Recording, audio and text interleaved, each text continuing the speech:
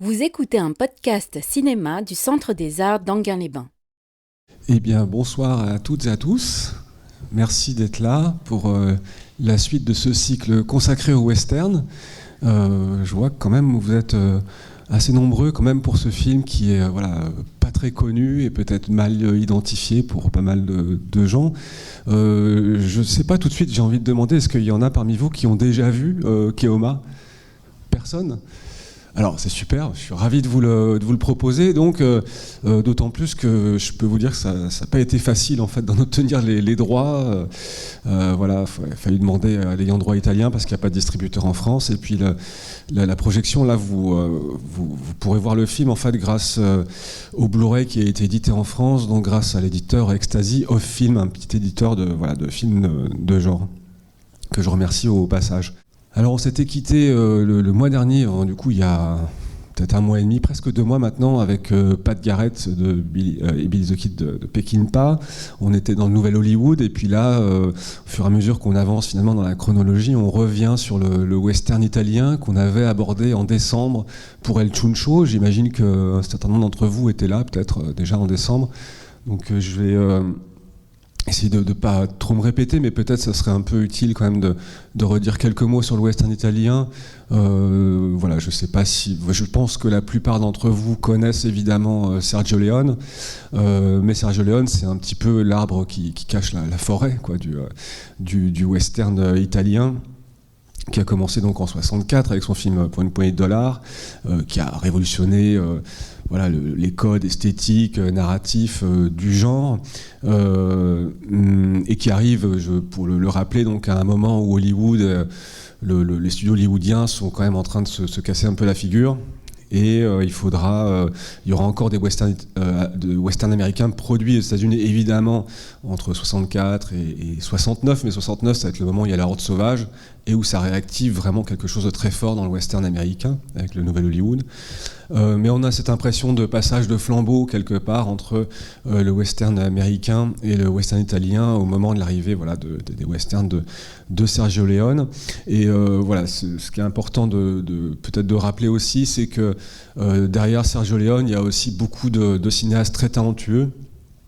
En général, on parle des 3 Sergio Leone, il y a Sergio Corbucci, qui sera important ce soir, puisqu'il a réalisé en 66 un film qui s'appelle Django, avec le même Franco Nero, et qui sera un film qui va avoir un tel succès, qui sera copié, recopié, jusqu'à plus soif. Étant donné que c'est le genre, le western italien et le genre en général en Italie, ce sont des filons en fait qui partent de grands succès, qui les déclinent un peu jusqu'à épuisement. Corbucci va réaliser pas mal de westerns, dont certains sont vraiment des chefs-d'œuvre, comme le Grand Silence, que vous connaissez peut-être. Il va faire d'autres films, Western Zapata avec Franco Nero, Compañeros, des choses comme ça.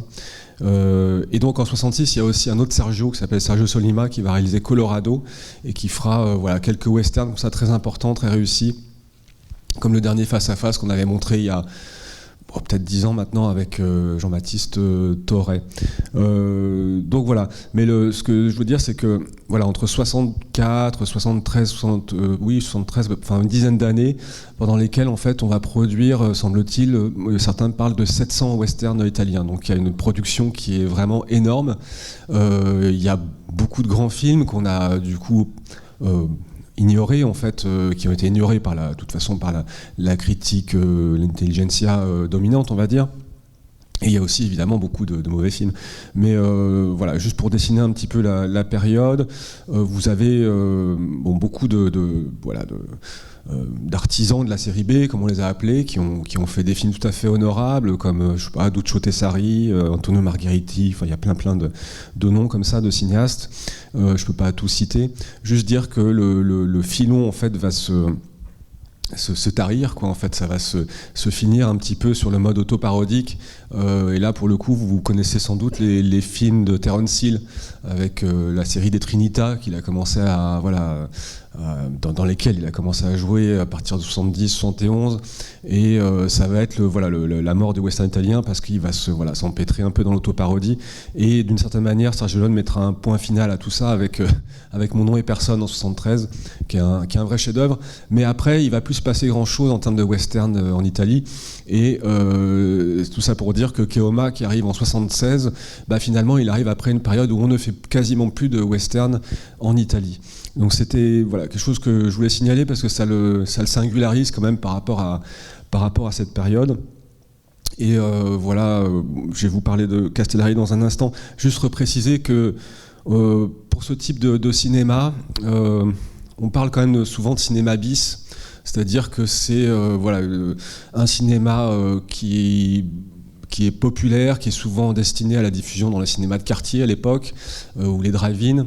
Donc encore une fois, un cinéma qui est quand même assez méprisé par la critique dominante et qui est considéré un peu comme de la sous-culture, quoi, si vous voulez. Et dans la cinéphilie, c'est quelque chose qui est resté souvent l'apanage justement d'une cinéphilie assez marginale, souvent focalisée comme ça sur le cinéma de genre. Il a fallu attendre très longtemps avant que ça ressorte un peu, quoi, et qu'on identifie des auteurs et des grands films. Alors sur Enzo G. Castellari, c'est un cinéaste dont le père était j'ai oublié, Marino Girolami, qui était lui-même donc un réalisateur de cinéma de genre assez prolifique. Alors ce qui est amusant et intéressant pour plus tard, en fait, c'est qu'ils étaient tous les deux d'anciens boxeurs, ce qui peut-être les prédisposait en fait au cinéma d'action, puisque ce qui vraiment singularise Castellari, c'est qu'il est extrêmement doué pour les séquences d'action. On a beaucoup retenu en fait pour ça, sa capacité à faire de très belles séquences d'action, très bien chorégraphiées, très bien mises en scène, quelle que soit la qualité d'ailleurs globale du film. Mais bon, il est vraiment identifié pour ça. Il a commencé donc dans les westerns, il était assistant au début, et puis il y avait une telle demande de production de western qu'on faisait monter assez facilement les assistants, comme on leur donnait leur chance pour devenir réalisateur. Et il a fait 3-4 westerns sur la fin des années 60, dont un qui est pas trop mal, qui est assez amusant, qui s'appelle Django porte sa croix. En anglais, c'est Johnny Hamlet, ça s'invente pas. C'est un western en fait qui adapte Hamlet en western. C'est assez amusant. Je ne sais pas si vous le connaissez, mais ça vaut le coup de découvrir. Enfin, il y a plein de trucs assez étonnants quand même dans le cinéma de genre italien. Et puis il a suivi un petit peu la mode des genres, puisque après le western italien, il y a eu un peu de giallo. Il a surtout ensuite excellé dans un genre qui était le polar italien, qui s'appelle poliziotesco, dans lequel il a vraiment réalisé des très bons films. Il y a, je pense, il y avait Un citoyen se rebelle, Le témoin à battre, et puis juste avant Keoma, il réalise Big Racket avec Fabio Testi, qui est vraiment un excellent poliziotesco, mais très très violent, très dur. Et donc voilà, il va enchaîner avec ça. Et puis après, il va réaliser un film. Alors ça va peut-être vous parler, parce que c'est vrai que sinon, ça reste peut-être un peu obscur, mais il va réaliser un film qui s'appelle Inglourious Basterds en 1978. Et c'est un film que Tarantino adorait, et qui est un film de guerre, si vous voulez, qui a été fait un petit peu à la suite des succès des 12 salopards, et puis de Croix de fer aussi, de Peckinpah, qui avait du succès en Europe. Et donc Tarantino adorait ce film, et il lui a rendu hommage quand il a réalisé en 2009 Inglourious Basterds avec un E, et dans lequel il a donné un petit rôle à Castellari. Donc c'est un film qui a été fait en hommage, de la même manière que Django Unchained. En fait, évidemment, c'est un film en hommage au film Django de 1966 de Corbucci, quoi. Django Unchained, dans lequel vous retrouvez Franco Nero dans un petit rôle, quoi. Alors c'est assez amusant, vous pouvez regarder sur internet, il y a une interview, un entretien entre Castellari et Tarantino, qui est très drôle, parce que Tarantino est complètement survolté d'être devant son idole.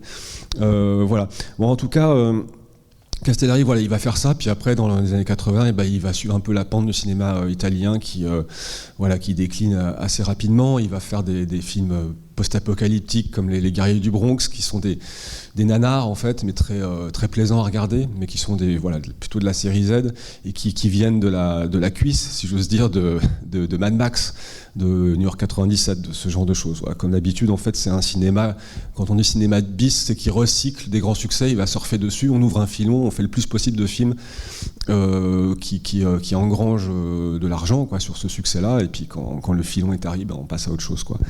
Donc voilà un un petit peu pour Castellari. Juste préciser, donc il a quand même fait 7 films avec Franco Nero. Alors Franco Nero, je ne sais pas si vous le connaissez plus que ça. Je vous promets, je vais essayer de conclure assez vite. Mais c'était un acteur donc, qui a fait une grosse partie de sa carrière dans le cinéma de genre, effectivement. Et notamment donc, en 1966, il joue dans Django de Corbucci. C'est un énorme succès. Et le film en fait crée une sorte de personnage légendaire qui va être repris un très grand nombre de fois par la suite. Vous avez énormément de titres en fait dans lesquels il y a Django qui sont pas vraiment des suites mais qui exploitent la marque Django d'une certaine manière. Comme je vous disais, Django porte sa croix en fait n'a absolument rien à voir avec le Django original, mais il y a Django dans le titre et donc ça vend quoi. En tout cas, il a dans ce film un très très grand succès. Il va tourner beaucoup de western et surtout des polars, des poliziottesco. Et ce qui est intéressant avec Franco Nero, c'est qu'il n'a pas fait que du cinéma de genre populaire de cette catégorie. Il a aussi tourné avec des cinéastes beaucoup plus importants, dont Damiano Damiani, dont je vous ai montré le Chuncho. Il a fait des très bons films avec lui, La Mafia fait la loi, Confession d'un commissaire de police au procureur de la République, ou un autre que j'aime beaucoup. Enfin, c'est vraiment des très bons films qui sont assez méconnus. Nous sommes tous en liberté provisoire, voilà, qui est vraiment super. Et il a tourné aussi avec des très grands auteurs à renommée internationale, comme Buñuel. Alors là, c'est plutôt des seconds rôles qu'il faisait dedans, mais quand même. Il y a Buñuel avec Viridiana, il y a Chabrol, Fassbinder, il a tourné dans Querelle, Petri, John Huston, etc. Et on le retrouvera même dans 58 minutes pour vivre à Hollywood, contre Bruce Willis, voilà, c'était la suite de Piège de cristal en 90. Donc en tout cas, on l'a peut-être un peu oublié aujourd'hui, mais c'était quand même une très grande star à l'époque et un très bon acteur qui était vraiment perfectionniste. Très athlétique, et vous allez voir dans le film ça a du sens quoi. Donc voilà un petit peu pour l'histoire. Je vais peut-être attendre après la projection pour vous reparler un peu de la manière dont le film a été produit, parce que c'est intéressant, mais juste un mot là-dessus, c'est que vous dire que le producteur c'est Mauro Bolognini, qui a en fait voulu mettre en chantier ce film, et il avait envie de faire un western, donc c'était pas un geste purement cynique, si vous voulez, commercial, pour faire de l'argent. Il y avait cette envie de faire un western, par amour du western, et surtout de faire une suite de Django, parce que c'était lui-même en fait le producteur du premier Django en 66. Donc voilà un peu, et puis il a donc demandé à un certain Luigi Montefiori, dont je vous reparlerai, de rédiger l'histoire de Keoma, pour pouvoir lancer la production, et il lance la production du film et même le tournage sans avoir de scénario.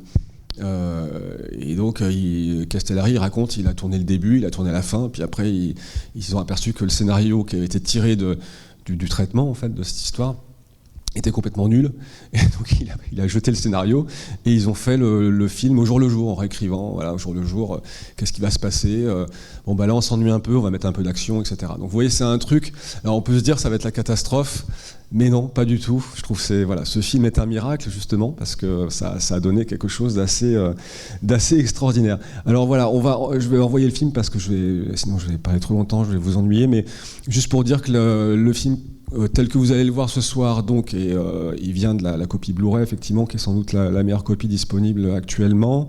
Et je remercie Ecstasy of Film. Juste vous dire, je vais vous le passer dans la version doublée en anglais, pour rappeler quand même au passage que les films italiens, évidemment, à l'époque, étaient tous tournés sans prise de son direct sur le tournage. Donc, comme il y avait souvent des castings internationaux, parfois chaque acteur parlait sa langue, etc. Puis à la fin, on faisait un doublage français, un doublage italien, un doublage anglais, parfois allemand, et pour la vente, la commercialisation. Si bien que parfois, on ne peut pas vraiment déterminer quelle est la vraie version originale du film, entre guillemets. Là, c'est particulier parce que Castellari avait demandé à ses acteurs de jouer en anglais, d'articuler en anglais sur le tournage.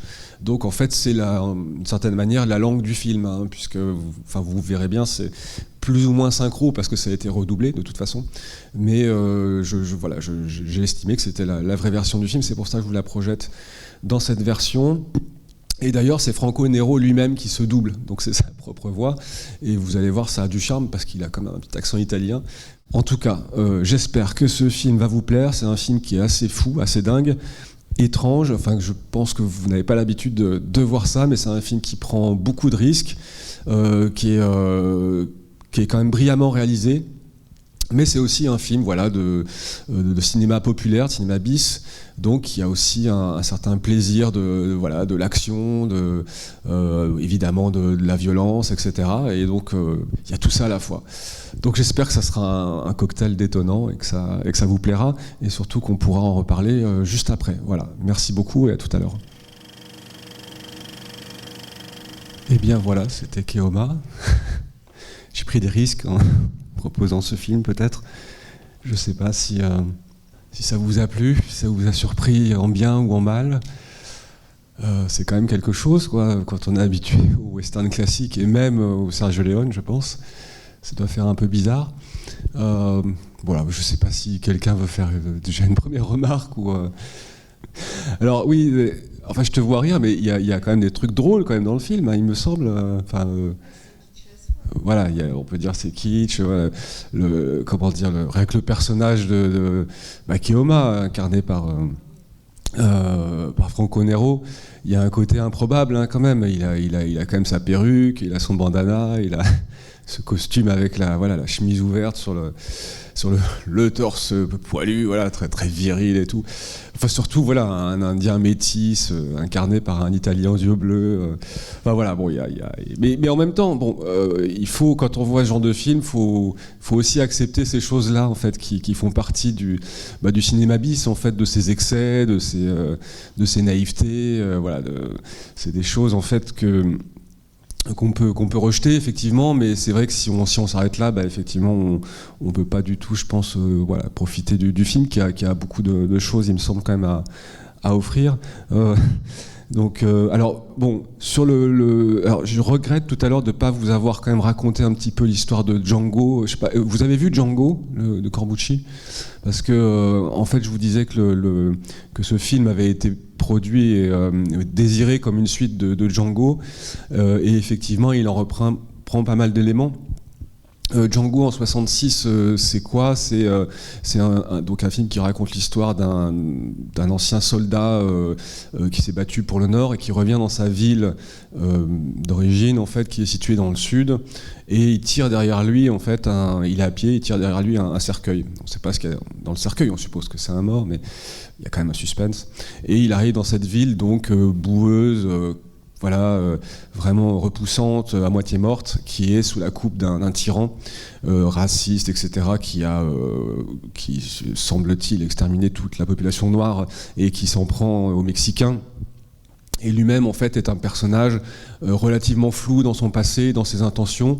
Voilà, donc, le film suit en fait son face-à-face avec le tyran, sa démarche de vengeance. Et donc le tyran est caractérisé aussi par un côté un peu fasciste, avec un gang de type cagoulé. Enfin voilà, donc il y a pas mal d'éléments qu'on retrouve ici. Le film de Corbucci est très noir, très nihiliste. Voilà, ça va encore s'amplifier par la suite quand il fera le Grand Silence. Dans cette reprise, en fait, voilà, on a un personnage qui est, d'une certaine manière, peut-être plus moral, enfin un peu plus clair. Mais il y a pas mal d'éléments, en fait, qui ressemblent. Voilà, le fait qu'il revienne de la guerre, qu'il arrive dans cette ville délabrée, le tyran, etc. Le fait qu'il commence par rencontrer une femme qui va sauver. Même au début, on voit des méchants avec des cagoules, etc. Il y a beaucoup d'éléments, en fait, qui ont été repris de Django. Ceci dit, bon, le film a une trame quand même assez claire et assez solide, je trouve, d'une part du côté de la rivalité avec les demi-frères et autour du père. Et puis d'autre part, effectivement, contre le tyran local qui s'appelle Caldwell. Donc, en dehors de ça, ce que je trouve assez fascinant, c'est que le film tient sur ses lignes narratives, et en même temps, autour de ça, il y a pas mal de choses qui sont assez vagues. C'est ce qui est assez amusant aussi, hein. Bon, alors il y a évidemment, il y a tous les stéréotypes. Il y a le docteur qu'on sent plus ou moins alcoolique. Voilà. Il y a les méchants grimaçants, il y a voilà, il y a tout un tas de choses en fait qui renvoient voilà, à un western italien qui aime beaucoup aussi la caricature. Et alors, ce que j'ai peut-être pas dit aussi en introduction, c'est que le western italien, évidemment, contrairement au western américain, s'intéresse pas tellement aux mêmes choses en fait. Mais le western américain, globalement, dont on avait déjà parlé, s'est beaucoup intéressé quand même aux questions de la constitution des communautés, la question de l'avancée de la civilisation, qui va de pair aussi avec l'avancée du capitalisme en général. Ici, en fait, on voit bien que la communauté dans le western italien, ça intéresse pas trop. Et il y a quelque chose qu'il faut noter, c'est que le héros en général, lorsqu'il a été inauguré par le personnage de Clint Eastwood chez Léon, hein, c'est le côté chasseur de primes, cynique, enfin en tout cas très individualiste. Donc voilà, un contre-pied en tout cas des figures majeures que traitait le western américain. Et puis aussi cette manière de toujours représenter les puissants comme des gens profondément négatifs. Il y a vraiment toujours un aspect très très négatif aux gens qui possèdent l'argent, qui sont les puissants dans les westerns italiens en général. Et il y a une nouveauté dans celui-là, en tout cas, qui est très inhabituelle dans le western italien, c'est le fait que ce personnage incarne, alors de manière plus ou moins kitsch, n'est-ce pas? Mais en tout cas, il incarne un Indien métis, et les Indiens dans le western italien, on n'en entend pas trop parler, en fait, finalement. Je ne suis pas un grand spécialiste du western italien, mais d'après ce que j'ai compris, en fait, il y a peu ou prou que Corbucci qui avait fait un film qui s'appelait Navarro Joe, mais c'est pas très courant. Alors oui, donc il y a ce rapport avec le Django d'origine. Je vous disais, c'est un film quelque part qui est en 76 qui va... c'est un film d'après la mort du western, mais qui finalement a été, j'ai envie de dire, usé plusieurs fois. Une première fois par le Nouvel Hollywood, une deuxième fois, ou dans l'autre sens, par le western italien, puisqu'il arrive après, donc un film d'après la mort du western quelque part, un peu sur les cendres du genre. Et ce qui est intéressant de savoir peut-être, c'est qu'il a été tourné donc à Rome et dans les environs, dans les Abruzzes, là pour tous les paysages, ils sont quand même très beaux, hein, qu'on voit. Je trouve que visuellement le film me semble vraiment magnifique. En tout cas. Ce que je voulais vous dire, c'est qu'en fait, il a été tourné dans le même décor qui avait servi à Django, le film de 66. Et c'est un décor, en fait, qui, forcément, en 10 ans, qui s'est beaucoup usé. Et c'est ça qui est aussi intéressant, c'est que finalement, à la fois...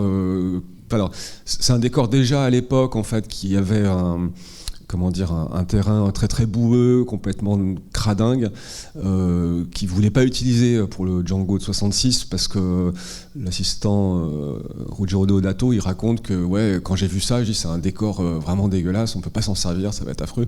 Et en fait, c'est devenu une des identités visuelles du film, justement, ces rues, cette grande rue boueuse, plein de flotte, ça a donné un cachet en fait au film qui est devenu une marque de fabrique après. Et donc le décor a servi ensuite évidemment à beaucoup d'autres tournages. Et là, on le voit dans un état complètement délabré. Et je trouve ça intéressant que Castellari soit servi en fait de ce vieillissement même du décor pour arriver après et même l'accentuer. Ils ont rajouté des gros ventilateurs, faire du vent, mettre du sable, etc. Ils en ont rajouté. Et je trouve que c'était une très belle idée, d'une certaine manière, d'assumer en fait ce côté décrépit du genre et de son matériel de tournage, de son décor en fait. Historique d'une certaine manière.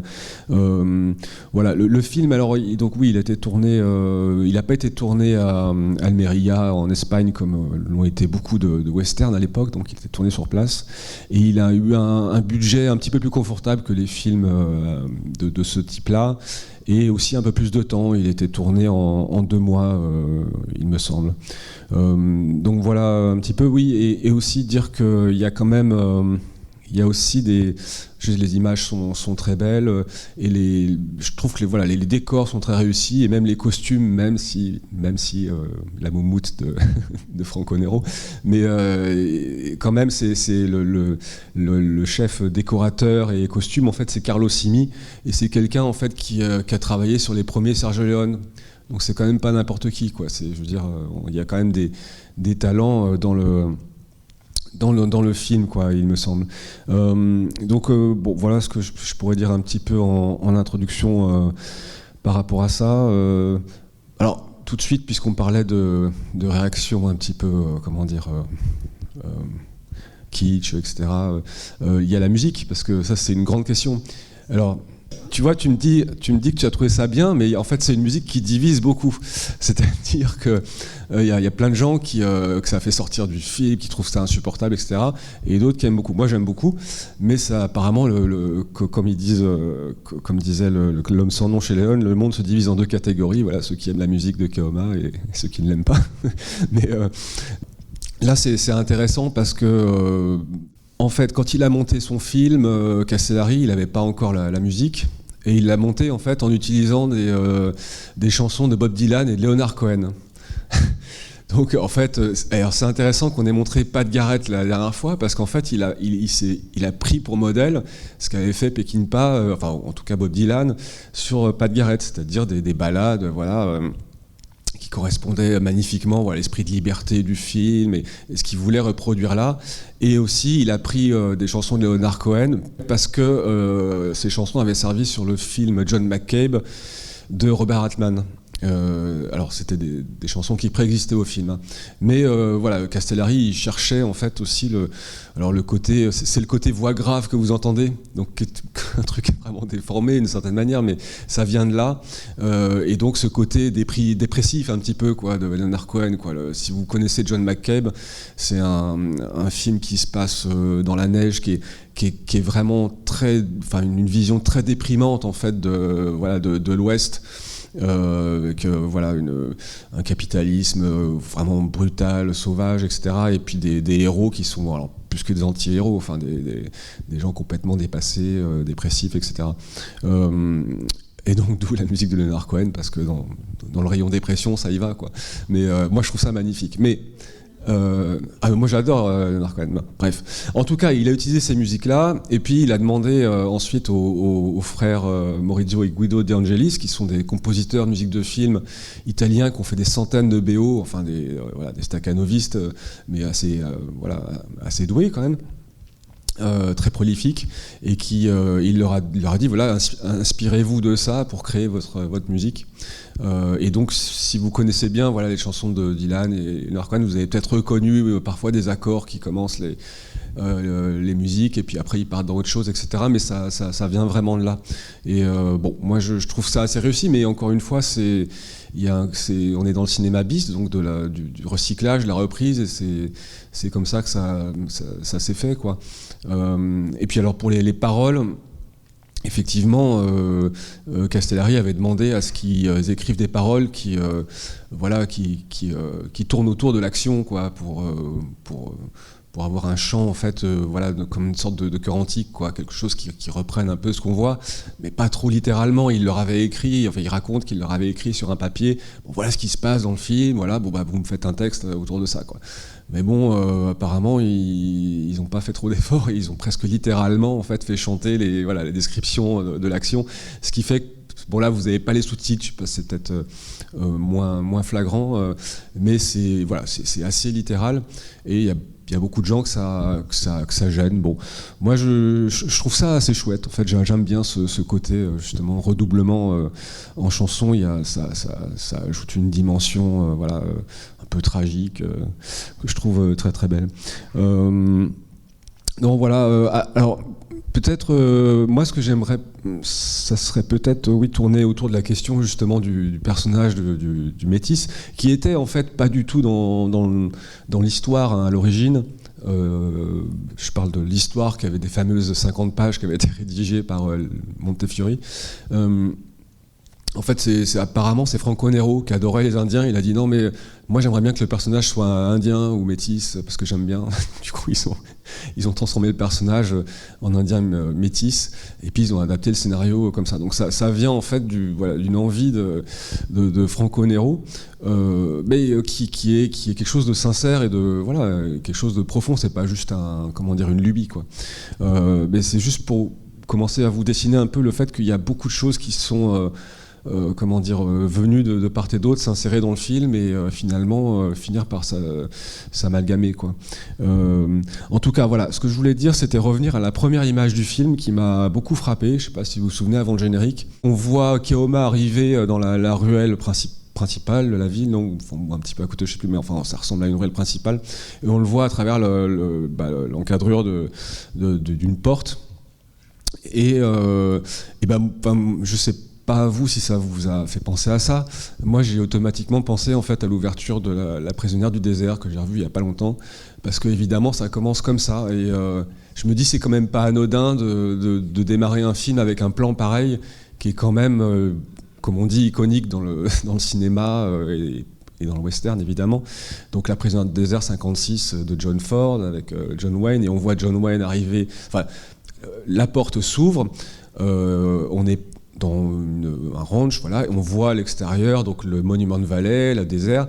John Wayne s'approche sur son cheval, et bon, l'histoire commence. Et ce qui est intéressant, c'est que La prisonnière du désert, si vous vous en souvenez bien, c'est l'histoire donc de Ethan Edwards, ce personnage incarné par John Wayne, qui va partir à la recherche de sa nièce, Debbie, je crois, qui a été enlevée par les Indiens, et ça hantise en fait. Évidemment, il veut la sauver, mais ça hantise, sa véritable hantise, c'est qu'elle soit convertie à la culture indienne et qu'elle donne naissance à des enfants qui eux seraient métis. Donc c'est un personnage qui est profondément raciste et qui est donné comme tel, hein, et donc le film traite de ça. Et je trouve ça hyper intéressant que dans ce film-là, on commence le film avec le même visuel finalement, la même composition, sauf que très décadré sur la droite, justement, on est déjà dans la marge, et que le personnage qui arrive soit lui, pour le coup, un métis. Je trouve qu'il y a une espèce de drôle de filation comme ça, ou de continuité avec le sujet qu'avait commencé à creuser John Ford. Et effectivement, oui, on se retrouve avec un personnage qui est une sorte de marginal ultime, hein, évidemment. Donc voilà, je trouvais que c'était une idée très très très très belle. Et puis en plus, de façon un peu méta, je sais pas, on est quand même dans un western italien qui lui-même, en fait, si vous voulez, s'est approprié une histoire qui n'était pas la sienne, hein. L'Italie s'est approprié l'histoire des États-Unis, le genre du western, pour le reformuler à sa façon. Donc on est aussi, d'une certaine manière, dans un cinéma qui est lui-même une forme de métissage, quoi, d'une certaine façon, quoi. Sans parler, voilà, du personnage qui incarne le métis, qui est pas du tout métiste, etc. Enfin, il y a tout un truc autour de ça que je trouve assez finalement assez fort. Alors, oui, peut-être je reviens aussi, j'ai qu'à continuer là-dessus, sur cette question-là. Je trouve parce que le film, en fait, voilà, je vous disais, il a une ligne narrative assez simple, et en même temps, il y a des choses qui sont un peu floues ou incohérentes. Alors, je ne sais pas comment vous les avez interprétées, mais il y a cette idée en fait déjà sur le fait que lui s'est, semble-t-il, battu pour le Nord, si j'ai bien compris, parce qu'on évoque la guerre de sécession.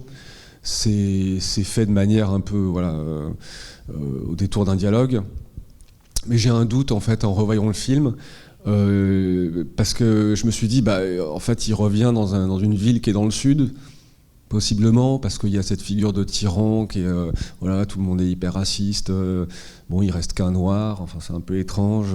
Alors au niveau des costumes en fait qu'ils ont gardés en fait de soldats, il me semblait que c'était quand même bien gris, donc théoriquement ça serait le sud. Mais on voit un panneau Infantry Michigan dans la rue à un moment donné. Ça c'est vraiment Michigan, c'est tout au nord, donc du coup je sais pas ce que ça veut dire. Est-ce que c'était un bataillon qui était installé là, voilà, là-dessus j'ai un petit doute, je ne sais pas si quelqu'un en fait a une idée là-dessus. Est-ce qu'on est dans le sud, dans le nord? Oui. Ok, donc on est bien. Ok. Non, mais je me dis après la poussière sur le bleu, ça. Non, mais en fait, donc ok, bon, bah, on peut partir là-dessus et après, est-ce que les paysages, voilà, des Abruzzes correspondent bien? Ça, c'est encore autre chose. Mais en tout cas, oui. Donc il y a ça. Il y a des choses aussi qui paraissent un peu étranges, comme cette histoire de fléau. Effectivement, parce qu'on se dit c'est la peste. Enfin, c'est présenté comme tel. Et puis finalement, ils vont chercher des médicaments et ils reviennent et il y a marqué je sais pas quoi sur la boîte. Enfin, c'est un remède miracle et puis il faut soigner tout le monde, quoi. Un peu bizarre. Voilà. C'est comme l'espèce de grande carrière qui est censée être une ancienne mine. Moi, j'ai vraiment eu l'impression de voir une carrière moderne, en fait. Un truc, voilà, il y a des trucs un peu étranges comme ça. Il y a des choses, voilà, sans parler du personnage de la vieille femme qui est appelée The Witch, hein, dans le générique, la sorcière. Bon, enfin, il y a pas mal de choses, bon, peut-être d'autres aussi sur lesquelles on reviendra, sur le fait de la paternité, parce que au tout début, en fait, moi je pensais qu'on nous expliquait que Shannon était le père adoptif, qu'il l'avait trouvé effectivement dans un village d'Indiens massacrés, etc., et que lui était un petit Indien donc métis. Mais à un moment donné, je me suis dit, est-ce que c'était pas finalement son père biologique? Parce qu'à un moment donné, on le voit arriver dans le village avant le massacre, donc et c'est pas ça hyper clair, quoi. Bon, par contre, ce que je peux vous raconter d'assez, alors sympa, je sais pas, mais intéressant, c'est par rapport à l'origine du personnage de Keoma, qui avait donc été, l'histoire avait été écrite par Luigi Montefiore, dont je vous parlais en fait avant la séance. Ce monsieur en fait avait un pseudo anglais, c'était George Eastman, parce qu'ils utilisaient souvent des pseudos anglais pour les génériques à l'époque, pour vendre à l'étranger. Et c'est quelqu'un qui était acteur et aussi donc scénariste. Et il a une certaine notoriété dans le cinéma d'horreur, en fait, qui est un genre qui a fait florès en Italie, plus ou moins à la suite de la sortie de Zombie de Romero en 78. Voilà, on a eu plein de zombies italiens après. Comme d'habitude, il y a un succès, on surfe dessus, voilà, on décline.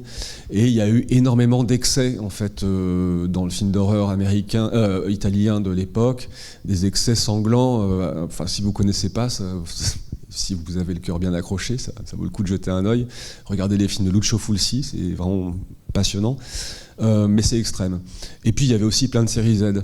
Et notre ami donc George Eastman, en fait, il a joué notamment dans un film qui s'appelle Anthropophagus au début des années 80. Dans lequel il joue le rôle d'un cannibale, zombie, on ne sait pas trop, qui à un moment donné, en fait, le clou du spectacle, si j'ose dire, parce qu'on est dans le cinéma d'exploitation, c'était qu'il tuait une femme enceinte et il dévorait le fœtus, en fait. Voilà. Donc, c'est à ce genre de cinéma qu'on avait affaire à l'époque.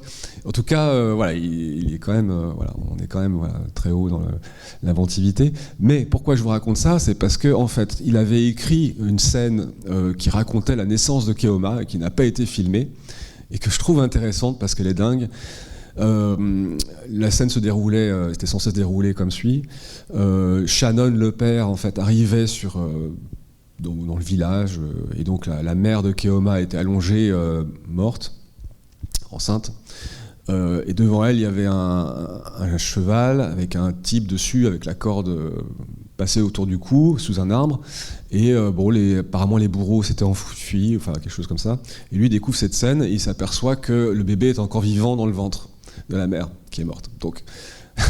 Donc il sort le bébé se met à Keoma, donc se met à crier, et ces cris font peur au cheval qui s'en va au galop, et le type qui était le meurtrier de sa mère, pardon, je n'ai pas précisé, je le raconte très mal, est pendu. Donc l'idée que je trouve dingue en fait, et en même temps complètement dingue, mais assez belle, hein, quelque part, l'idée que Keoma, dès sa naissance, c'est un justicier, quoi. Le type, le fait de naître, clac, il fait justice automatiquement, il règle son compte au meurtrier, à l'assassin de sa mère, quoi.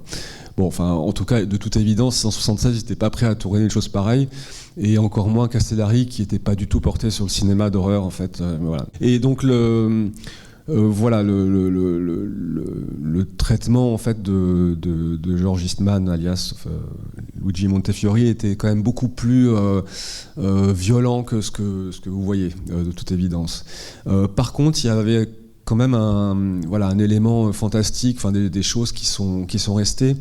Et justement, ce que j'aime beaucoup dans ce film, finalement, en dehors du brio quand même des scènes d'action, mais là-dessus, peut-être, je sais pas, selon les sensibilités, on peut trouver qu'il y en a trop, que c'est répétitif, ça dépend. Mais si on aime ce genre de cinéma, je pense que voilà, on est quand même bien servi. Mais voilà, ce qui le rend vraiment original, je trouve, c'est que on a l'impression dès le début d'entrer dans un film quasiment fantastique. Il y a une ambiance très très étrange avec l'arrivée dans cette espèce de ville fantôme, délabrée, etc. La rencontre avec cette vieille femme en fait qui est surnommée la sorcière.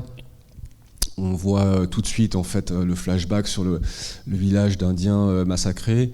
Moi j'ai vraiment cette sensation en fait qu'on est un peu dans un film gothique. Film de fantôme, quoi, si vous voulez, un peu à la Mario Bava, quoi. Ce personnage de vieille femme aurait pu apparaître dans un film de Mario Bava, et je trouve que ça donne un cachet, voilà, tout particulier au film. C'est d'ailleurs ce personnage de sorcière. Bon, vous avez sans doute interprété comme ça, mais le Castellari en fait disait oui, évidemment, elle incarne la mort en fait. De manière symbolique, et encore une fois c'est une des influences de Castellari. Il disait bah tiens, je vais m'inspirer du 7e saut de Bergman, donc en fait c'était voilà son apport cinéphilique. Donc l'idée c'était qu'effectivement elle incarne la mort, et voilà, ce que je voulais dire, c'est que a priori, Keoma est le seul à la voir, en fait. C'est-à-dire qu'elle n'apparaît que pour lui. Il n'y a aucun autre personnage qui est montré la voyant, enfin, ou ayant conscience de sa présence. Donc ça, c'est typique, voilà, des films de fantômes en général, hein, c'est la subjectivité. Et puis, il y a effectivement cette idée qui venait pour le coup de l'histoire originale, qui était qui était un souvenir de Montefiore d'une BD qu'il lisait quand il était jeune, en fait, d'un soldat qui revenait de la guerre et qui était poursuivi éternellement par la mort, voilà, qui devait constamment lui échapper, quoi.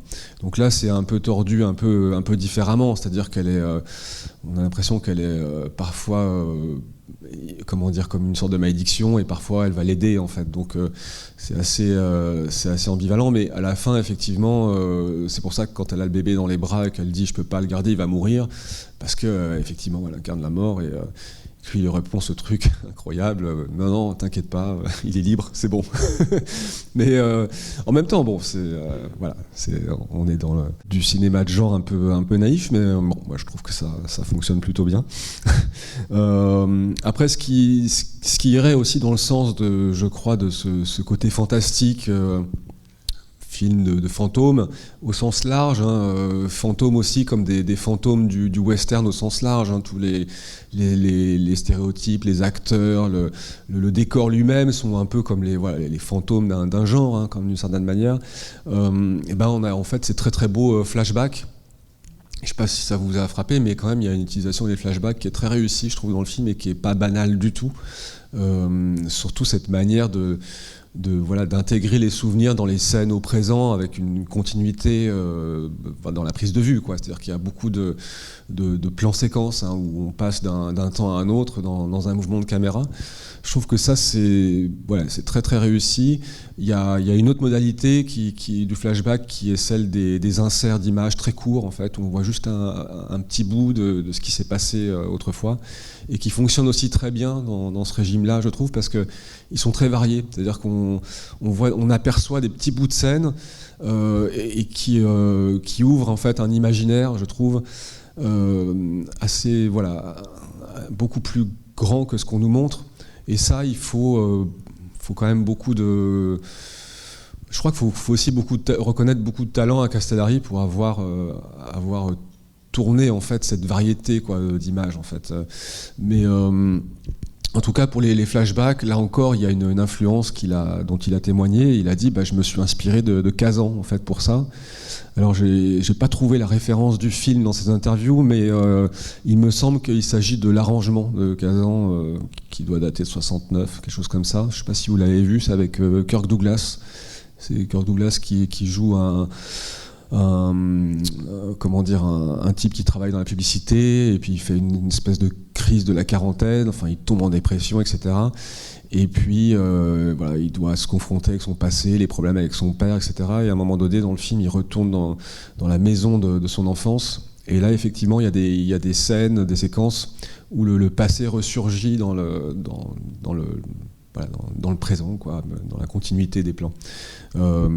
Donc voilà, il y a un côté Castellari, en fait, c'est un cinéphile, et donc il va ramener des choses un peu qui a priori sont, on va dire, Kazan, Bergman, enfin c'est pas du tout connecté, quoi. Mais quand on le voit dans le film, moi il me semble que ça fonctionne plutôt bien, quoi. Voilà, après sur le côté fantôme, de toute façon, Keoma lui-même, en fait, il a peut-être cette qualité aussi, hein, quand il arrive, il y a toujours ce côté personnage qui sort de nulle part. Ça, c'est une figure classique du western italien. Et puis, si on prend les choses d'un point de vue un peu décalé, quand il est crucifié à la fin là, sur la roue de chariot, là, d'ailleurs il voit la mort, en fait, il pense que c'est la mort qui vient délivrer, en fait non, c'est la femme enceinte, mais le fait est qu'il disparaît, en fait, et que pour les gens du saloon, en fait, il y a quand même toute cette imagerie chrétienne, voilà, de crucifixion. Il disparaît, il revient, ça fait forcément appel à tout un imaginaire, évidemment, et donc il devient pour eux, en fait, évidemment, comme une sorte de fantôme. Et de toute façon, au-delà de ça, il a avec lui, en fait, lui aussi, d'une certaine manière, incarne quand même quelque chose d'assez morbide. Enfin, c'est la vengeance, mais en même temps, quand vous faites le compte à la fin du film, on a l'impression qu'il a tué tout le monde, quoi. Enfin, il repart, il donne la vie à un enfant qui est l'image de lui-même, mais en dehors de ça, il a quand même dézingué à peu près tout le monde. Bref, sauf les personnes, les habitants de la ville, mais encore une fois, on est quand même dans un type de western qui ne s'intéresse pas beaucoup, en fait, à la communauté. Enfin, à un moment donné, on voit des figurants qui sont censés représenter les habitants, mais c'est très abstrait. Et c'est pas l'impression que c'est vraiment le sujet du film, quoi. Mais en tout cas, oui, sur ce passage, en fait, d'imagerie, de références christiques, c'est assez amusant à ce moment-là, parce que faut avouer quand même que Franco Nero fait très bien, en fait, je trouve il incarne très bien le côté christique, quoi, sur la croix. Il a le physique, même les cheveux, tout va bien, la lumière, enfin tout est parfait. Mais ce qui est assez amusant, c'est qu'il disait en interview, c'est marrant parce qu'on m'a dit plusieurs fois que je ressemblais au Christ. Bon, je ne sais pas si c'est de la modestie, mais en fait non, c'est vrai. Ce qui est drôle, c'est qu'il disait, oui, un jour je jouais au foot avec Pasolini. Donc déjà, se représenter, Franco Nero a joué au foot avec Pasolini, et je trouve ça drôle parce que je me dis, ce type qui quand même a quand même surtout fait une bonne partie de sa carrière dans le cinéma de genre, et puis quand même il va jouer au foot avec le super auteur du cinéma italien, quoi. Donc ça, je trouve ça génial, quoi. Ils étaient en train de jouer au foot, semble-t-il. Pasolini était très bon, et à un moment donné il a dit, tu sais que tu ressembles au Christ. Ça tombe bien, je dois tourner l'évangile selon saint Matthieu, est-ce que tu voudrais pas jouer dedans? Alors, oui, évidemment, mais il a choisi quelqu'un d'autre finalement plus tard. Mais en tout cas, d'après Franco Nero, l'anecdote est vraie. Et on lui a aussi proposé, un autre super auteur lui a proposé d'incarner le Christ. C'est Rossellini qui voulait tourner une série sur le Christ dans les années 70, mais c'était pour la télévision. Et finalement, Franco Nero, il n'aimait pas la télévision. Je pense qu'il y avait vraiment... pour lui, cette différence avec le cinéma, c'était c'était pas assez bien pour lui et donc il avait décliné, quoi. Donc voilà un petit peu pour l'histoire de la référence au Christ pour Franco Nero. Donc bon bah voilà, oui, j'avais fait le tour un petit peu de ce que je voulais dire peut-être sur le fond. Alors peut-être quand même ça vous a frappé aussi sur la forme du film, hein. C'est quand même moi je trouve en fait un talent, quoi, de Castellari pour filmer l'action, enfin ce qu'on a souvent dit, mais quand on voit le film, il me semble que c'est assez évident. Il se débrouille toujours en fait pour construire des images extrêmement creusées dans la profondeur. Enfin, il y a toujours en fait beaucoup d'avant-plan, arrière-plan et plans intermédiaires, etc. Une façon, voilà, comme s'il avait besoin en fait de donner du relief à l'image. Pour creuser l'espace, et souvent il y a beaucoup d'amorces aussi en avant-plan, en fait, qui permettent de diriger le regard ou tout simplement, voilà, de construire en fait de la perspective. Donc il y a cet aspect-là, et ça il le fera vraiment dans quasiment tous ses films, notamment quand il y a des séquences d'action. Et il y a aussi cette capacité finalement quand vous faites des séquences d'action dans un mauvais film d'action en général, pour donner l'impression que ça va vite, que ça tire de partout, que ça fait très mal, qu'il y a des coups qui font très mal, etc. Souvent, on va filmer ça avec des champs contre champs, avec des plans serrés. On va faire bouger beaucoup la caméra. Et puis, de temps en temps, on met un plan d'ensemble pour voir à peu près où on en est. Mais je trouve que là, en fait, il y a une vraie construction en fait, de l'action, et avec des plans quand même relativement longs. Il n'y a pas trop de surdécoupage. Je pensais notamment au moment où Caldwell et ses sbires en fait, viennent pourchasser Keoma de nuit. Il y a beaucoup de mouvements en fait, de caméra très très longs où on suit les personnages. Et tout ça, au niveau chorégraphique, c'est quand même assez compliqué. Il y a beaucoup de mouvements de caméra qui sont assez complexes à mettre en scène, avec des mouvements de personnages, avec des chevaux, etc., qui sont techniquement assez impressionnant. Le film en fait avait des gens assez doués techniquement. Il y a quand même pour réussir ces plans en fait, il faut quand même avoir un certain niveau dans ce domaine. J'ajoute que quand il tournait, la plupart du temps, il utilisait 3 caméras. Et donc ça lui permettait, en fait, en dehors du fait de pouvoir mettre une caméra pour tourner au ralenti, ça lui permettait de récolter plus d'images à la fois. Parce qu'on était dans une économie de tournage où on n'a quand même pas tout le temps qu'on veut. Et c'était donc une ruse de cinéaste un peu désargenté quand même, de dire je me débrouille pour mettre plusieurs caméras et j'aurai plus de matériel ensuite, plus d'images avec des angles variés, pour faire un montage qui donne de l'ampleur à la scène. Voilà, donc il y avait quand même aussi ce talent de Castellari. Et puis il y a plein de trouvailles visuelles que vous avez vues, moi, que je trouve très très belles, là, quand il y a les retrouvailles avec son père, Shannon, et puis qui se raconte un peu ce qui s'est passé, et il trouve rien de mieux à faire entre hommes que de se mettre à tirer, parce que bon, c'est ça c'est assez drôle, mais en tout cas le plan est vraiment très très chouette, cette trouvaille en fait des balles qui viennent percer l'écran et on les voit apparaître. Mais ça c'est j'ai l'impression qu'il n'y a que dans le western italien qu'on peut voir un truc pareil. Il y a le fameux duel avec les doigts devant la caméra, quand il dit il fait 4, 3, 2, 1 pour le nombre de balles. Alors pour l'anecdote, c'est la main de Castellari, ce qui raconte que j'ai mis ma main devant l'objectif pour être sûr que ça soit bien en face des personnages. Je sais pas si c'est vrai, mais bon, je trouve ça assez amusant de se dire que c'était sa main. Voilà, il y a à un moment donné, il y a quelque chose que je trouvais très beau aussi, c'était quand il y a le père, Shannon et Keoma qui discutent sur le porche. Il y a un plan séquence assez long, en fait, un travelling circulaire de la caméra qui les garde tout le temps à l'image, en fait, dans la même proportion. Et alors, évidemment, c'est peut-être pas aussi parfait techniquement que ce qu'on pourrait faire aujourd'hui, mais quand même, c'est un mouvement assez complexe, parce qu'il y a constamment des changements de focale et de mise au point, je pense. Et c'est pareil, je trouve ça très très beau en fait, d'arriver à faire ça finalement dans un film qui Encore une fois, on est dans un genre qui, je vous expliquais, un cinéma d'exploitation qui en fait n'en demande pas tant hein, pour exister à la base. Hein. C'est pour l'amour de l'art hein, quand même. Voilà. Puis dernière chose peut-être, évidemment la fin avec le règlement de compte final avec ces trois demi-frères. Là il y a le fameux truc sonore en fait de couper le bruit des pistolets pour laisser les cris en fait de la jeune femme qui accouche. Ça c'est un truc qu'ils ont testé en salle de montage et encore une fois c'est un peu gonflé parce que on peut trouver ça ridicule et en même temps on peut trouver ça très beau. C'est pareil hein, je pense que ça dépend des sensibilités. Je pense qu'il y a des gens que ça peut faire ricaner peut-être et d'autres que ça peut émouvoir. Moi je trouve ça plutôt émouvant. Et c'est une très belle idée, mais encore une fois, c'est de l'expérimentation, quoi. Ils étaient en salle de montage, ils se sont dit, tiens, on va couper ça pour voir.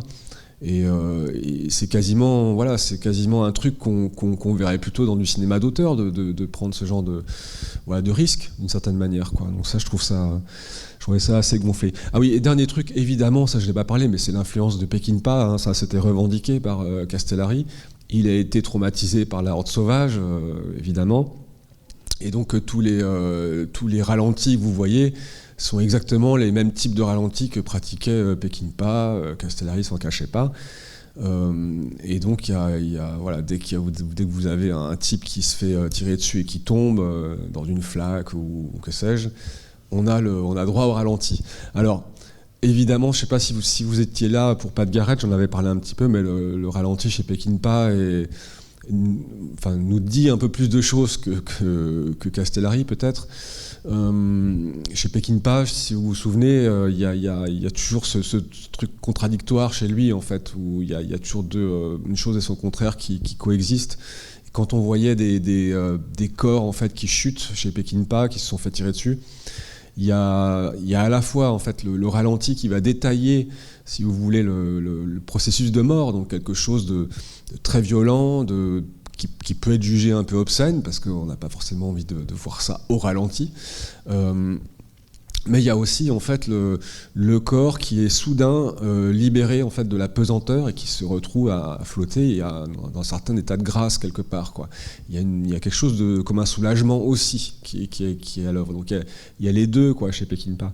Chez Castellari, on est à mon avis plus dans quelque chose qui est de profondément spectaculaire, quoi. C'est juste que ça amplifie l'action à un point uniquement spectaculaire, mais moi je trouve dans le bon sens du terme, c'est-à-dire que on est dans un genre quand même très codifié, c'est pas c'est pas un film intello, etc. Et donc je trouve ça assez satisfaisant en fait d'avoir recours à ce procédé. Parce que déjà aussi, il faut remarquer que contrairement à Peckinpah, il y a quasiment pas de sang en fait dans le film. Ce qui est, je crois que c'était souvent le cas dans le western italien. Il se tirait dessus, mais il y a des impacts de balles. Il y en a juste un au début, qui est sur son cheval, qui se fait tirer dessus par Keoma. On voit les impacts de balles, mais c'est le seul en fait. Sinon, il tombe en arrière, mais il n'y a pas d'impact, donc c'est pas sanglant. Et souvent, ils vont tomber dans des flaques. Donc en fait, graphiquement, c'est l'eau qui va signifier les éclaboussures d'une certaine manière. Et donc je trouve que son usage de ralenti est très beau, et en plus il reprend la manière Peckinpah de faire un montage alterné très rapide dans des actions simultanées, quoi, pour démultiplier l'impact du truc, quoi. Donc ça, je trouvais ça assez réussi, quoi. Mais après ça c'est peut-être aussi une question d'appréciation de chacun. Encore une fois, on peut trouver ça too much, ridicule, ou être en admiration. En tout cas, le film a vraiment cartonné en Italie quand il est sorti à l'époque, et il a été immédiatement vendu à l'étranger très très vite. Il a eu beaucoup de succès, mais ce qui est étonnant, c'est qu'il n'y a pas eu ça n'a pas initié de nouvelles vagues du western en Italie. Il y a quelques films qui se sont faits après, mais pas beaucoup. Par contre, oui, c'est quand même le film préféré de Castellari, et même Franco Nero avait beaucoup d'affection pour le film, et ils ont toujours rêvé en fait de faire une suite. Jusque dans les interviews qu'on voit dans les années 2000-2010, en fait, on a l'impression qu'ils ont encore envie de faire une suite à Keoma. Il y a beaucoup de cinéphiles qui en ont rêvé. Voilà, bon, ça s'est jamais fait, et maintenant ils sont trop vieux, malheureusement ça se fera jamais. Certains disent que le film que Castellari a fait avec Franco Nero au début des années 90, qui s'appelle Jonathan des ours, serait une sorte de suite de Keoma. Alors bon, j'ai essayé de le regarder, je vous avoue que j'ai pas accroché, j'ai pas trouvé ça très bon, donc je peux pas vous en faire un récit précis. Tout ce qui est drôle, par contre, ce que je peux vous dire, c'est que on est quand même, il a pas perdu ses bonnes habitudes, Castellari, parce que il y a Danse avec les loups qui sort en 90 quelque chose, qui est un super succès, et donc en bon auteur de cinéma bis à l'italienne, il s'est dit faut qu'on fasse un truc avec un cow-boy avec des loups, ça serait peut-être un peu too much, mais on va faire avec des ours, donc Jonathan des ours, et donc ils font une espèce de succès d'année. Mais c'est un western qu'il a tourné en Russie, donc c'est je crois le premier western tourné en Russie. Donc c'est toujours des montages un peu étranges de capitaux et puis de coproduction. Mais ça, je trouve ça assez amusant, en fait, cette capacité à rebondir sur des succès pour pouvoir faire un film avec cette contrainte commerciale, de faire un truc à petit budget. Je crois pas que ça soit juste cynique.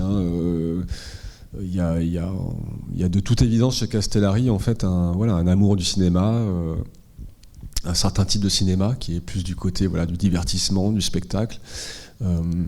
Et pour tout vous dire, en fait, quand Tarantino a sorti Inglourious Basterds, donc en 2009, qui était un hommage très appuyé, en 2010, on voit apparaître un film de Castellari qui s'appelle Caribbean Bastards. En fait, il a dû trouver de l'argent pour aller tourner une sorte de remake dans les Caraïbes, quoi. Je trouve ça a un certain panache quelque part. Mais bon, je vous dirai pas, je l'ai pas encore regardé. Mais voilà. Bon, j'ai encore beaucoup parlé, donc je sais pas si vous auriez pas une petite remarque à faire quand même sur le film. Oui. Donc, j'ai apprécié le petit résumé déjà en clin d'œil. On libère les Noirs pour se donner bonne conscience par rapport à l'invasion des Indiens. Au passage. Non, sinon, un autre truc. J'avais pas compris que Hollywood était en crise et que finalement, le western italien allait faire le joint entre Hollywood et la... Moi, je croyais qu'il se faisait du fric tout le temps, moi. Non, mais c'est-à-dire que rétrospectivement, on a pu dire qu'il y avait une sorte de passage de flambeau, parce qu'il y a les grands maîtres, John Ford, les grands maîtres du cinéma hollywoodien classique. Ford, il va faire Les Cheyennes en 66, je crois. Hawks, Eldorado, à peu près pareil. Donc il y a comme une fin, si vous voulez, de l'ère des westerns classiques. Et il n'y a pas tellement de relève, en fait, derrière. Enfin, il continue à faire des westerns aux États-Unis, mais à ma connaissance, quand même un peu moins intéressant. Et j'ai l'impression que ça repart vraiment avec la Horde sauvage en 69. Et là, vous allez avoir quand même une flopée de westerns, moi, que je trouve vraiment passionnant pendant le nouvel Hollywood, quoi. Alors, c'est du western qui est pas gay, c'est sûr. C'est globalement ce qu'on a appelé le western révisionniste, qui retravaille la mythologie et qui souvent la renverse, quoi. Tout ça pour dire que ce passage de flambeau, en fait, c'est plus une lecture un peu de loin, mais en réalité, il continue à faire des westerns. Par contre, ce que j'ai compris, c'est que les westerns de Serge Leone ont été vus quand même aux États-Unis, et qu'ils étaient hyper violents par rapport aux normes de l'époque. Et donc ils ont contribué, en fait, si vous voulez, à faire que des réalisateurs comme Sam Peckinpah se sont sentis, en fait, les coups des franches pour... on peut le faire, quoi. Les Italiens l'ont fait, ça a du succès. Je peux faire la Horde sauvage, quoi. Ça a pu contribuer. Je peux pas vous le certifier, qu'il a vu ça, qu'il l'a dit, mais je sais que ça a été analysé aussi comme ça. Ouais, du coup, c'est complètement anecdotique, mais j'étais troublé dans le film parce qu'un des trois frères Je trouvais qu'il ressemblait incroyablement à Donald Sutherland. Le frisé. Le frisé, Oui. c'est une moumoute. En tout cas, il lui ressemblait incroyablement, quoi. Oui, d'accord, oui, maintenant, Ouais. c'est vrai. Mais alors après, tous les acteurs que vous voyez là, en fait, ils tournaient constamment dans les westerns italiens, alors les polars, parce que là, c'était plus dans la période du polar. Et parmi les frères, celui qui avait les cheveux longs, c'est John Loffredo, je crois. Parmi les acteurs, c'est celui qui a le plus contribué à écrire les dialogues. Je crois que c'est lui qui a écrit le dialogue après la crucifixion de Kéoma, où il s'adresse en fait aux gens aux habitants, et il dit voilà, à partir de maintenant, vous allez avoir un shérif, on va reprendre les choses en main, etc. Il fait tout un discours et les gens applaudissent à la fin, etc. C'est lui qui a écrit ce discours. C'était un acteur qui venait des États-Unis et qui était, semble-t-il, un peu lettré, etc. Et c'est pour revenir sur ce fait que dans ce film, il y a eu quand même beaucoup d'apports en fait de différentes personnes. C'est pas la figure de l'auteur qui va écrire de A à Z son film, le réaliser comme il l'entend, etc. C'est ça que je trouve assez beau en fait, c'est qu'il y a des contributions qui sont arrivées d'un peu partout, y compris des influences avouées par Castellari. Et il y a quelque chose d'assez miraculeux quand même que ça fonctionne, je trouve quand même au final.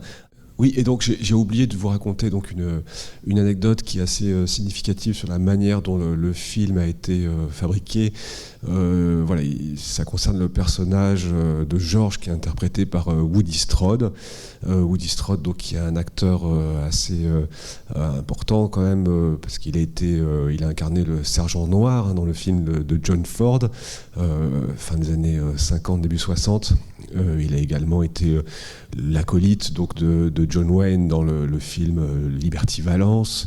On va le retrouver dans un certain nombre de rôles et également c'est l'un des tueurs qui attendent le personnage de l'homme à l'harmonica dans Il était une fois dans l'Ouest. Donc voilà, une figure assez importante.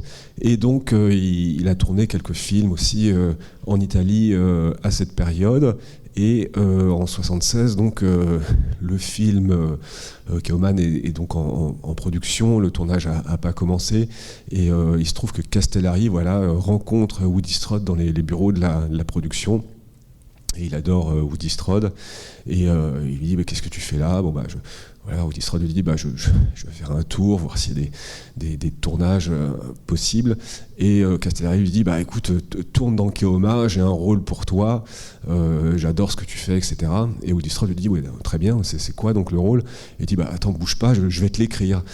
En fait, le rôle le personnage de George dans le film n'était pas du tout prévu au début dans le scénario. Castellari l'a ajouté en fait suite à cette rencontre. Je trouve ça tout à fait significatif de cette démarche de fabrication du film qui est faite aussi de rencontres heureuses, de circonstances et comme je disais, d'agrégation finalement de talents. Et je trouve que Woody Strode est absolument merveilleux dans ce film, et il fait partie donc de ce casting international comme ça se pratiquait énormément donc dans ce genre de film à l'époque. Au passage, je vais repréciser effectivement que vous avez dans ce film le père Shannon qui est interprété par William Berger, c'est un acteur allemand. Le rôle de la femme enceinte, c'est Olga Karlatos qui est une actrice grecque. Caldwell, c'est Donald O'Brien qui est, comme son nom ne l'indique pas, un acteur français. Et donc il y a des acteurs un peu de tous les pays. Le Keoma en fait a été financé uniquement par des capitaux italiens, mais à l'époque on faisait venir souvent des acteurs de plusieurs nationalités pour une visée commerciale, puisque ça aidait en fait finalement à vendre le film à l'étranger, et aussi en général à réunir des capitaux justement de ces différents pays. Et quand on le vendait ensuite dans ces différents marchés, ça aidait effectivement à la carrière du film, quoi. Donc voilà un petit peu pour cette précision sur Woody Strode. Après, on est dans un genre qui est quand même codifié, qui a pas mal d'archétypes, de stéréotypes, tout ce que vous voulez, des caricatures. Donc ça, on l'accepte ou pas, mais Mais dans le genre, je trouve qu'il est, voilà, il est extrêmement réussi au final, quoi. Et sinon, moi aussi, je trouve que même s'il y a des côtés un petit peu rigolos, quoi, mais quand même sur le fond de l'histoire, je trouve ça intéressant que, en fait, il pointe, ça a été évoqué, les Noirs, les Indiens, mais en fait, il pointe surtout les Métis. Et en fait, c'est le mot dans ces grandes phrases à Keoma. Il y en a une qui est sur pourquoi il sauve la femme enceinte au départ. Parce qu'il dit parce que tout le monde a le droit de naître. Oui, c'est ça. C'est joli quand même. Bien sûr, oui, en soi, c'est très beau, c'est très moral, mais encore une fois, ça renvoie vraiment à lui-même, hein, pour le coup, le coup de la naissance. Oui. Mais de toute façon, la position du métis, ouais, c'est le truc qui me semble le plus compliqué, justement dans des sociétés qui sont très marquées en fait par le racisme. De toute façon, enfin, je veux dire, les États-Unis. Historiquement, en fait, c'est quand même, il y avait quand même on considérait une supériorité de la race anglo-saxonne. C'est vraiment que ça, quand même. Hein. C'est vrai qu'on le formule pas souvent comme ça, mais historiquement, c'est ce qui s'est passé. Ils considéraient vraiment que la race anglo-saxonne était anglo-saxonne. Hein. C'est pas les gens qui venaient de Grèce, ou c'est parce qu'il y avait des immigrés qui venaient de partout, mais il y avait cette supériorité-là, quoi. Et puis de toute façon, donc voilà, donc quand vous êtes métis, vous appartenez ni à l'un ni à l'autre, donc vous êtes entre les deux, vous êtes nulle part, quoi. Il y a le côté, oui, effectivement, dans des sociétés manichéennes, c'est quand même bien qu'il y ait un peu de gris, quoi, entre les blancs et noirs. Faut pas que ce soit le gris du costume des confédérés, quoi. Bon, voilà. Bon, on s'arrête là. En tout cas, le mois prochain, donc on va retourner sur du cinéma américain néoclassique, puisque c'est le Impitoyable de Clint Eastwood, que vous pourrez voir dans une très belle copie, 4K restaurée, tout ça.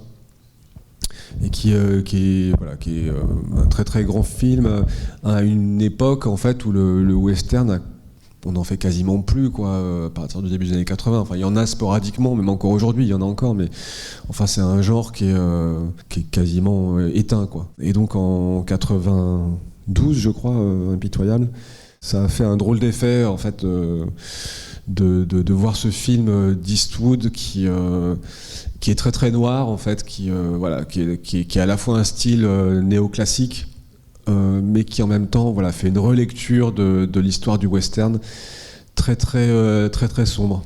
Donc voilà. En tout cas, merci beaucoup d'être resté jusque-là. Et je suis content de vous avoir fait découvrir ce film.